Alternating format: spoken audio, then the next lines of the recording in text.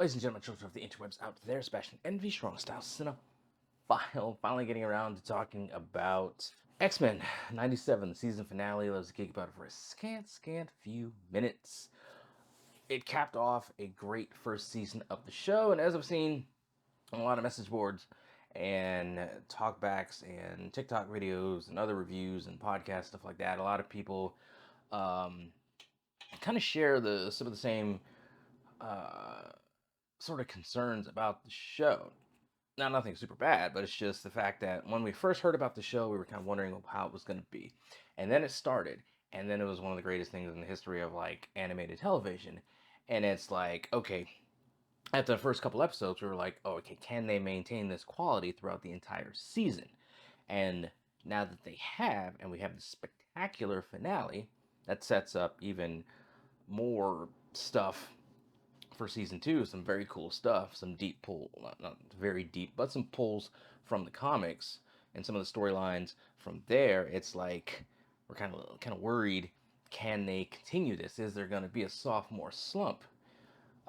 Any sort of like dip in quality? Remains to be seen how it all plays out.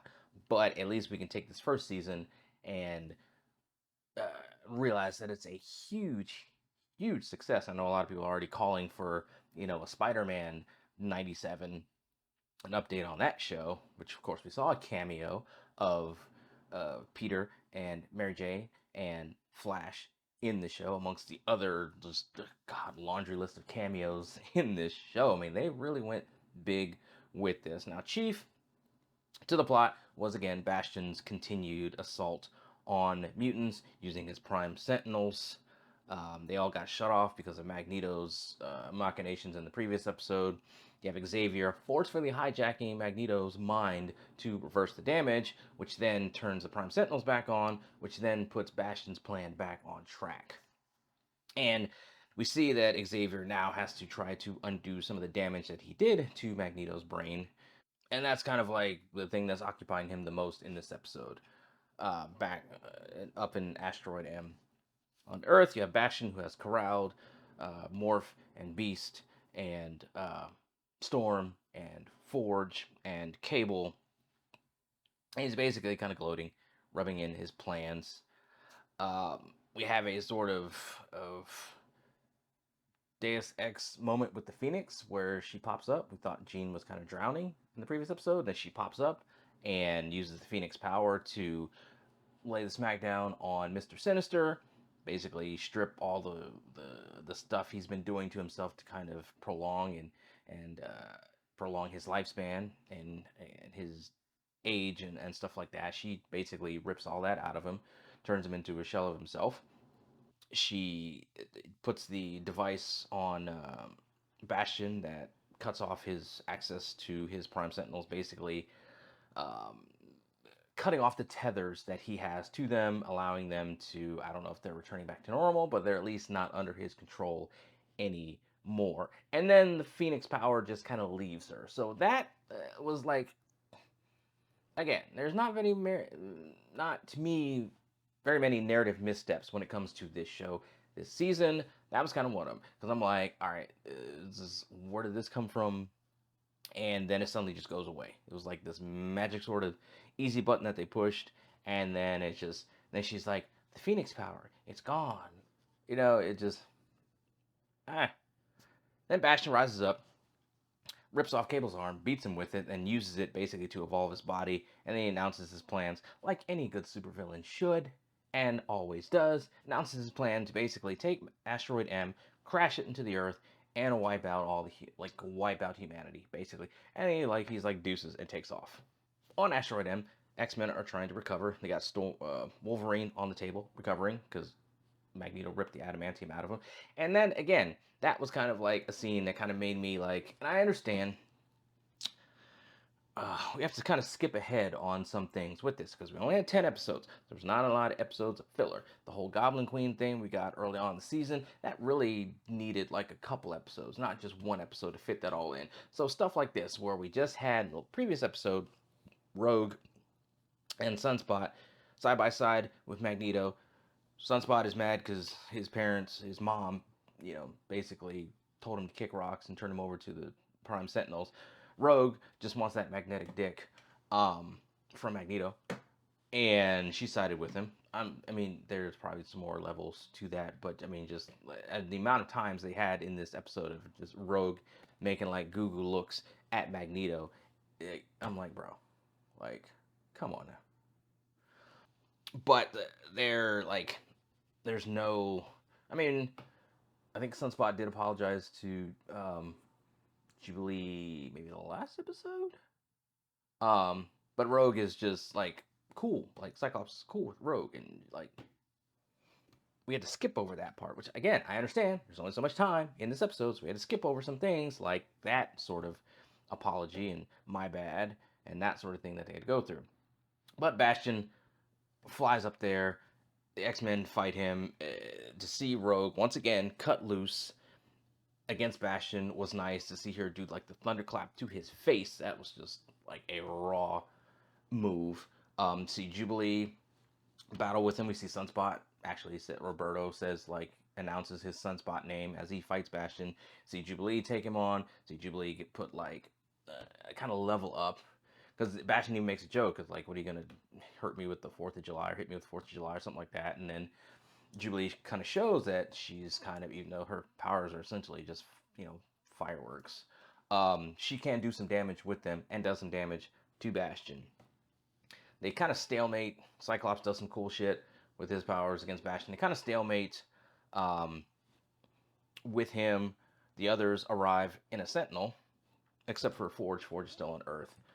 And they attempt to beat him, and then Cyclops tells him to stand down. And they're not going to fight the future, they're going to embrace it. And they kind of went, which, like, I was like, they kind of went with like a power of love, sort of like CW-esque power of love approach with Bastion, which I can understand as like they're trying to tell him, hey, like, you're not that different from us. Your mom, like, we came to you to help you. Your mother said no. Otherwise, you might be here. You might be an X-Man. And Cyclops is like, hey, we plan stuff out. Uh, as parents, we plan stuff out for our kids. Shit doesn't go the way that we plan at all times, but doesn't mean we are stuck on that path. We can kind of go a different route. And they're trying to tell him that. And he kind of laughs that they're trying to recruit him. Next thing you know, the humans are firing nukes up on the planet, on the asteroid, the Magneto protocols, which again, we get more cameos. And it's the asteroid, threatens to send it to the Earth. The X Men have to rally to stop it. Bastion goes up in smoke. The X Men have to rally to stop it. Thankfully, Magneto um, gets put back together at the last minute and allows them to stop the asteroid. They get zapped out of seemingly existence, but they're really thrown in time. You have an assortment of X-Men thrown into the past where they encounter En Sabanur, who is Apocalypse. We have some X-Men get thrown into the future. Well, I mean, Cyclops and Jean are thrown into the future with Clan Ascani, which of course is where Nathan grew up. So we see a child Nathan. We see Mother Ascani, who is a form of a version of Rachel Summers. So we're gonna get that kind of stuff, some Age of Apocalypse kind of stuff going on there. And then we see the post credits bit with Apocalypse on Genosha digging up Gambit's card and talking about there's so much death, which we know at a point in time in the comics, Gambit was a horseman of Apocalypse and he was Death. So we're gonna see that Gambit's gonna get resurrected as Death. I'm sure there's gonna be some power of love moments to bring it back from the dark side with Rogue. I think maybe because again, Rogue is just so busy making Google eyes at Magneto. Who knows how they're going to do it? Which is fine. I am, as I've said before, in videos past, that I am fine with them taking the spirit of some of these comic book stories in the comics, like your Fatal Attractions with Wolverine getting the adamantium ripped out of him, like Age of Apocalypse with whatever version they're going to do with this, like Gambit as a horseman, and fitting it in with the world that they have built, fitting it in with the narrative that they have built. I'm fine with that. I'm curious to see which way they're going to go with it. Speaking of Wolverine, you had Wolverine on the table, and Morph at one point says, is trying to, I guess, give him like a healing pep talk. Basically, it's like Cyclops did the same thing, saying, "Don't break her heart. Do what you do best. Heal." And then Morph is like, "She can't say it, but I can." Turns into Jean, says, "Come back. I love you." Blah blah. And it's like, are they saying that truly as just a like a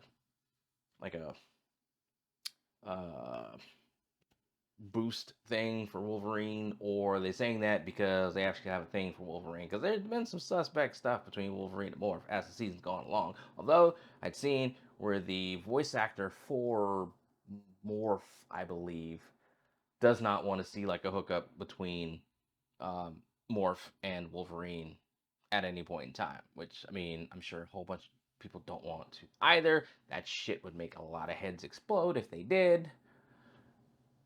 But there's some there's some stuff in the air, and and in the end, it's just Wolverine still simping for Jean Grey, which that's just what he's gonna do. Wolverine kills people, has Berserker Rage, and is gonna be a forever simp of Jean Grey. That's his character at this point. Um, we also see that Forge in an ode to the Days of Future Past cover with like the missing presumed dead. Apparently, Quicksilver and Scarlet Witch are off world, so I'm kind of wondering why they're off world in this universe. Um, and then we see some other faces on there, like Colossus, who I'm hoping we get back in season 2. We get some Havoc, um, Dust, and some others. So it seems that Forge is trying to put together basically a new X-Men, because 6 months later the X-Men are gone. He's trying to put together a new X-Men team. So who's going to be on that? Bishop comes back, says, "Hey, we got to rescue the X-Men." And this is, of course, before Bishop and Forge know each other in the future. So Forge is, of course, skeptical. But this is going to be one of the threads going forth in the second season. How much shine is this new potential team of X-Men going to get? Because again, 10 episodes, we don't have a whole bunch of screen time to get around because we got to deal with everybody in 2 different times, and then like a new team of X-Men. So I'm kind of curious how they're going to balance the screen time uh, with the characters that they have involved in the story going forth. Remains to be seen how it all plays out. I have trust, I have faith in them. They knocked it out of the park with season 1, so I'm cool with giving them the benefit of the doubt and assuming that season 2 will be just as good. But it remains to be seen how it all plays out. All in all, this was a fantastic episode. It was worth the 3-part uh, story to kind of let it all play out. It gave us some fantastic action, as the series has done overall. Gave uh, some lesser characters some time to shine, like Jubilee, and it laid groundwork for a really intriguing season 2 with, again, with the comic storylines that they're pulling from and how they're going to marry them to their world that they have built. I am really, really anxious to see that and how it all plays out, how it all flows together. And will they avoid the sophomore slump? That is the big thing. Will they avoid that sophomore slump? Remains to be seen how it all plays out. But of course, those are my thoughts on it, scattered as they often are. What do you guys out there think? Let me know in the comments below. Follow me on social media. Talk to me there. Talk to me here. And of course, me and Chris Neil Edwards, buddy of mine, are going to sit down and break down this first season of X-Men very, very soon on a podcast. Still kind of working out the format, how we're going to do it. Hopefully we can get that nailed down in the next day or two. Kind of want to also take some time to have to marathon the entire first season again, make some notes, make some questions, that so we can have like a nice structured conversation and breakdown of the show that's not too short, not too long, just the right time, and it hits the right parts that we want to really hit with this to add to the discourse that's already in the air uh, with this show. So be looking for that. Coming soon. You're going to be in Arkansas, Mountain Pine, Arkansas this Saturday. Come see the Strong Style Cinephile taking on Troy Twain, SCW, for the SCW Cruiserweight Championship. Yeah. Come see me doing what I do. Going places, kicking faces, making movies. Kicking faces is what I do. But anyway, in the meantime, I've talked long enough. In the meantime, till next time, let us geek.